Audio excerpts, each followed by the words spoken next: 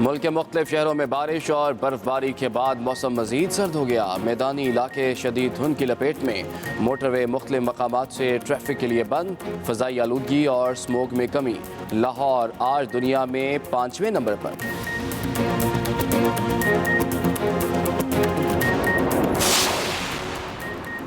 वज़ीर-ए-आज़म इमरान खान की ज़ेर सदारत वफाकी काबीना का इजलास आज होगा। मुल्क की सियासी और मुआशी सूरत हाल पर गौर किया जाएगा। नेशनल सिक्योरिटी पॉलिसी मंजूरी के लिए पेश की जाएगी।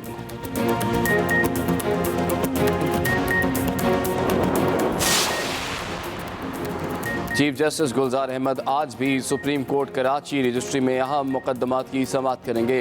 पार्कों खेलों के मैदानों पर कब्जे से मुताल्लिक केसेस भी समाअत के लिए मुकर्रर।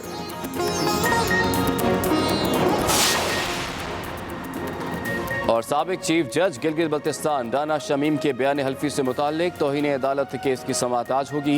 इस्लामाबाद हाई कोर्ट के चीफ जस्टिस अतर मिनुल्लाह केस की समाअत करेंगे। राना शमीम अदालत पहुंच गए।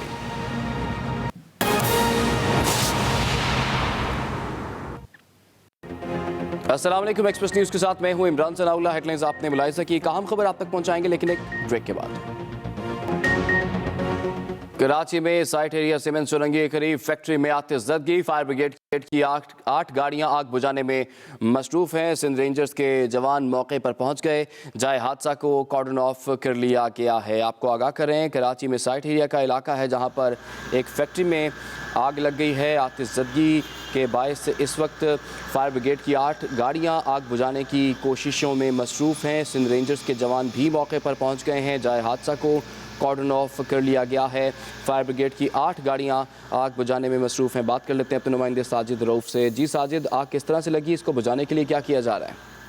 देखिए, बिल्कुल ये कराची का इलाका है। साइड एरिया सीमेंट चौरंगी के करीब एक होसरी की ये फैक्ट्री और गोदाम बताया जाता है, जिसमें ये तकरीबन सुबह 6 बजे के करीब आतिशज़दगी का वाकया पेश आया था। फौरी तौर पर जो है यहाँ पर पुलिस और रेंजर्स यहाँ पर पहुंची थी और रेंजर्स ने जो है इलाके को घेरे में लेने के बाद फायर ब्रिगेड के हमले को तलब कर लिया था।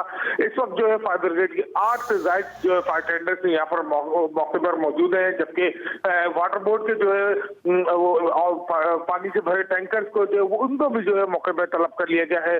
फायर ब्रिगेड को थोड़ा सा इसमें परेशानी का सामना करना पड़ा है। दीवारें जो है वो तोड़नी पड़ रही है। फायर ब्रिगेड के हुकाम का कहना है कि कोशिश की जा रही है कि आग को जल्द से जल्द काबू पाने की कोशिश कर रहे हैं, लेकिन इस वक्त भी आग जो है फैक्ट्री में लगी हुई है और इसको जो है काबू करने की आग बुझाने की कोशिश की जा रही है। बहुत शुक्रिया साजिद रऊफ, आपने हमें तफसीलात से आगाह किया। अब तक के लिए इतना ही। हर वक्त बाखबर रहने के लिए आप विजिट कर सकते हैं हमारी वेबसाइट express.pk। इसके अलावा आप हमें फेसबुक और ट्विटर पर भी फॉलो कर सकते हैं। तो देखते रहिए एक्सप्रेस न्यूज़, रखिए हर खबर पर नजर। Welcome back to Expresso. Program में सेगमेंट के जाने बढ़ने से पहले हम कोविड के हवाले से ज़रूर आपको याद दिलाते हैं कि कोरोना अभी भी मौजूद है और ओमिक्रॉन के हवाले से जहां दुनिया भर में ये तबाही फैला रहा है, पाकिस्तान में भी इसके बहुत सारे केसेस रिपोर्ट हुए हैं। सो आपने एहतियात लाज़िम करनी है। बिल्कुल। और NCOC की ताज़ा तरीन जो आदाद शुमार हैं वो आपके साथ शेयर कर देते हैं। स्टेटिस्टिक्स के मुताबिक जो कि 28 दिसंबर 2021 के हैं, इसके मुताबिक टोटल टेस्ट जो पिछले 24 घंटों में किए गए उनकी तादाद 41,869 है। इसमें जो पॉजिटिव केसेस हैं वो 291 हैं और ये जो पॉजिटिविटी रेशो है टेस्ट के बाद जो बनती है दैट इज 0.69%, जो कि मुसलसल ऐसे ही चल रही है पिछले कई दिनों से। और उसके साथ जो क्रिटिकल कंडीशन में इस वक्त पेशेंट्स हैं वो तो 636 हैं, लेकिन पिछले 24 घंटों में 3 अमवात भी कोरोना वायरस की वजह से हुई हैं। और एक आउटब्रेक का जिक्र हमने कलात में किया था। अब कुछ मजीद केसेस भी ऐसे हैं जो कि ओमिक्रॉन के हवाले से हमारे शहरों में इस्लामाबाद, कराची, लाहौर में भी हल्के फुल्के रिपोर्ट हो रहे हैं। लेकिन चूंकि हमने कल भी कहा था कि लोग टेस्ट नहीं करवा रहे तो इस वजह से शायद डिटेक्शन नहीं हो रही। इसका मतलब ये नहीं है कि कोरोना नहीं है, कोरोना मौजूद है। बिल्कुल। और एयरपोर्ट्स पे भी इमरान जो हम सिचुएशन देख रहे थे उसमें हमें कोरोना के तो कुछ समझ नहीं आ रहा कि हुकूमत क्या कर रही है, क्योंकि फ्लाइट्स डिले और उसकी जो कैंसिलेशन की वजह से इतना रश था एयरपोर्ट्स के ऊपर भी। लाहौर एयरपोर्ट की हम स्पेसिफिकली बात करें, सो बी सेफ एवरीवन, अपने आप को वैक्सीनेटेड करें और ऑब्वियसली ये this is the new normal, हमें इसके साथ रहना है। तो आदत बना लें कि SOPs को फॉलो करना है और एहतियात करनी है। मेरे ख्याल में अब लोग वैसे वैक्सीन लगवा तो रहे हैं काफी हद तक 50% अभी भी आबादी हमारी ऐसी है जिसने वैक्सीन नहीं लगवाई है।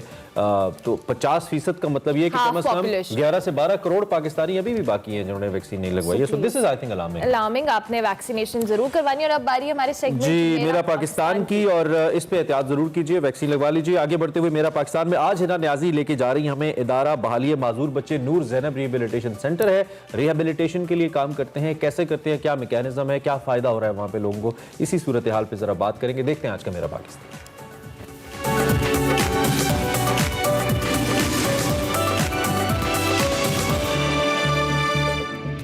अस्सलाम वालेकुम नाज़रीन, हमारे बच्चे हमारा सरमाया हैं। आज के बच्चे कल मिल्लत के मुकद्दर का सितारा और हमारे मुल्क के मामार हैं।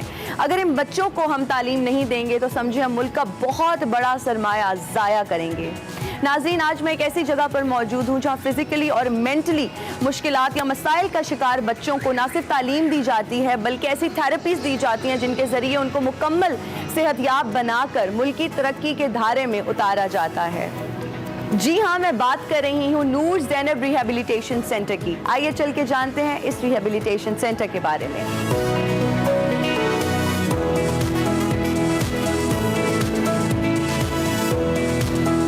अस्सलाम वालेकुम, गुड मॉर्निंग, कैसी हैं आप? अल्हम्दुलिल्लाह, welcome to Noor Zainab. Thank you,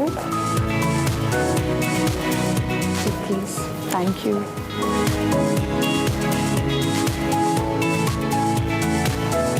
नाज़रीन, इस वक्त मैं नूर ज़ैनब रिहेबिलिटेशन सेंटर की चेयरपर्सन डॉक्टर फौजिया सलीमी के साथ मौजूद हूँ।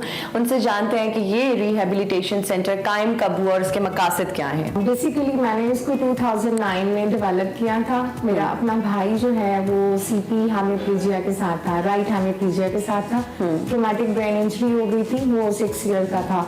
तो फिर उसके बाद वो डिसेबल हो गया और उसमें मेरी फैमिली में बहुत सारे और भी डिसेबल बच्चे थे। तो उसको देखते हुए मैंने फिर ये इरादा कर लिया कि मैं जो है एक सेंटर बनाऊंगी जिसमें मैं उन सारे लोगों को फैसिलिटेट करूंगी जो अफोर्ड नहीं कर सकते और जो बहुत ज़्यादा पेरिफेरी से आते हैं, और उनकी थेरेपीज़ और उनकी एजुकेशन पे हम किस तरह से काम कर सकते हैं। तो मैम बताइएगा किन मसाइल का शिकार बच्चे यहाँ पढ़ने आते हैं? यहाँ पे हम 4-5 तरह के डिसेबिलिटीज़ को केयर करते हैं। उसमें ऑटिज्म है, मेंटल हेल्थ के साथ हैं, फिजिकली हैंडीकैप्ड हैं, ब्लाइंड हैं और हियरिंग इम्पेयरमेंट है, समाज से महरूम जिसे हम गूंगे बहरे बच्चे कहते हैं, वो सारे हमारे पास आते हैं। मैम हम जानना चाहेंगे कि यहाँ पे बच्चों की स्कूल टाइमिंग्स क्या हैं और कितने बच्चे यहाँ पे ज़ेरे तालीम हैं? सुबह 8:30 पे स्कूल स्टार्ट होता है, उसके बाद असेंबली उसी तरह से ही जैसे एक नॉर्मल एजुकेशन दी जाती है इन बच्चों को एजुकेशन दी जाती है। और हमारे पास जो है वो 50+ एनरोल्ड बच्चे हैं मॉर्निंग में और 70+ इवनिंग में एनरोल्ड बच्चे हैं। मैम हम ये जानना चाहेंगे कि इन बच्चों को तालीम के साथ साथ और क्या थेरेपीज दी जाती हैं, क्या इनकी एक्टिविटीज होती हैं, किस तरह से इन बच्चों को एंगेज किया जाता है? यस, करिकुलर एक्टिविटीज़ बहुत इंपॉर्टेंट है और थेरेपी बहुत ज़्यादा इंपॉर्टेंट है। थेरेपीज़ प्रोवाइड करते हैं जिसमें फिजिकल थेरेपी है, स्पीच थेरेपी है, ऑक्यूपेशनल थेरेपी है, सेंसरी थेरेपी है, वोकेशनल थेरेपी है। ओके, ज़बरदस्त। मैम हम चाहेंगे कि आप हमें एक टूर दे दें इस रिहेबिलिटेशन सेंटर का, ताकि हम बच्चों से भी इंटरेक्ट कर सकें, जान सकें कि वो क्या कर रहे हैं और किस तरह से एक नॉर्मल ज़िंदगी गुजारने में वो कोशिश आएँ। जी श्योर। अस्सलाम वालेकुम, कैसे हैं सब बच्चे? क्या नाम है? अहमद आरिफ। क्या नाम है? अहमद आरिफ। मैं इतना करीब हूँ मुझे फिर भी नहीं, ऊंचा। अहमद आरिफ। अहमद आरिफ। अहमद, आपका फेवरेट कलर कौन सा है? रेड। रेड। मैम ये यहाँ पे कितने साल से हैं? ये 4 साल से हैं और ये लर्निंग डिसेबिलिटी के साथ हैं। नॉर्मल स्कूल में चल नहीं सके, नॉर्मल स्कूल ने इनका नाम जो है वो निकाल दिया वहाँ से। हमने इसको जो है वो बहुत ज़्यादा एजुकेशन के पॉइंट ऑफ व्यू से काफ़ी फैसिलिटेट किया है। अब ये हमारी 5th क्लास में पढ़ रहा है। और इनका क्या नाम है? ये ले, आप माइक पकड़े। क्या नाम है आपका? मेरा नाम तलहा है। तलहा। तलहा, आज हमें क्या सुनाएंगे? आज मैं आपको बहुत अच्छा गाना सुनाऊंगा। अरे वाह, किसका गाना है? ये किशोर कुमार साहब मेरे उस्ताद हैं इंडिया के, उनका अच्छा। मैं शागिर्द हूँ। चलें, जरूर सुना दें फिर गाना। हमें तुमसे प्यार कितना ये हम नहीं जानते, मगर जी नहीं सकते तुम्हारे बिना। हमें तुमसे प्यार कितना, हमें इंतजार कितना, ये हम नहीं जानते, मगर जी नहीं सकते तुम्हारे बिना। हाँ क्या बात है भाई, जबरदस्त जबरदस्त। आप तो छा गए हैं भाई। मैम आपकी तरफ आऊंगी, जानना चाहूंगी कि तलहा कितने अरसे से यहाँ पर हैं और कितने अरसे से उनकी ट्रेनिंग हो रही है, उनको तालीम दी जा रही है, उनकी थेरेपीज हो रही हैं? तलहा को तो हमारे पास 6 साल हो गए हैं। 6 साल से वो थेरेपीज पे है और ट्रेनिंग ले रहा है वो। जैसे कि मैंने आपको बताया कि ये सारी क्लास 5 क्लास का सिलेबस पढ़ रही है जो कि पंजाब टेक्स्ट बुक बोर्ड का है। अच्छा मैम, अब आप हमें इस रिहैबिलिटेशन सेंटर के किस सेक्शन में लेके जा रही हैं? Physiotherapy section. चलें आ जाइए। अस्सलाम वालेकुम मैम, ये जो है फिजियोथेरेपिस्ट हैं यहाँ पे? जी, ये डॉक्टर हमना है जी, ये डॉक्टर वर्दा है, ये डॉक्टर बसरता है। ठीक है। मैं डॉक्टर वर्दा से यहाँ जानना चाहूँगी कि इन बच्चों की क्या थेरेपी हो रही है यहाँ पे? एक्चुअली यहाँ पर इस डिपार्टमेंट में वो बच्चे आते हैं जो फिजिकली एक्टिव नहीं होते, कुछ को टांगों का इशू होता है, कुछ के हाथ का, तो हम उनकी कोऑर्डिनेशन, बैलेंस और ओवरऑल माइंड को ट्रेन करते हैं कि बॉडी किस तरह से काम करेगी। अच्छा मैम, अगर मैं इस बच्चे की बात करूँ तो किस आर्जे में मुब्तला है? अच्छा, ये ब्लाइंड है और सेकेंडली जो है ना इसकी नीज का इशू है, लेग्स का इसका इशू है और इसकी लेग्स जो है वो स्ट्रेट नहीं होती, तो इसको इस तरह की एक्सरसाइजेस करवाई जाती हैं कि इसके मसल्स पे काम हो और इसकी जो है स्टैंडिंग भी ठीक हो, ताकि जब इसकी स्टैंडिंग ठीक होगी, लेग्स ठीक होंगी, तो ये ऑटोमेटिकली वॉक की तरफ आएगा। जी, इसका नाम जाइना है, ठीक है। इसकी ओवरऑल जनरल बॉडी वीकनेस है, तो हम थ्रू फिजिकल एक्टिविटी, ठीक है, उससे जो है हम इसका जो डेली लाइफ की एक्टिविटीज़ है उसमें इम्प्रूव करते हैं। लाइक स्टार्टिंग में ये वॉक नहीं कर सकती थी, ठीक है, तो हमने इसको वेट्स के साथ इसकी स्ट्रेंथनिंग कराई, अपर लिम्ब की स्ट्रेंथनिंग, और माशाल्लाह इंडिपेंडेंट वॉक भी करती है। ये मैम क्लासरूम्स हैं? हाँ जी। ओके, अस्सलाम वालेकुम। ये हम क्लास ब्लॉसम में आए हैं। क्लास ब्लॉसम में आए, किस क्लास के बच्चे? इनकी क्लास इसी तरह होती है 1 2 3 4 5, तो ये कौन सी क्लास है? ये स्लो लर्नर्स की क्लास। अच्छा, स्लो लर्नर्स की क्लास है। कौन सा बच्चा मुझसे बात करना चाहेगा? आप करोगे? चलो आप इधर आ जाओ, इधर। अस्सलाम वालेकुम, क्या नाम है? क्या क्या सुनाओगे?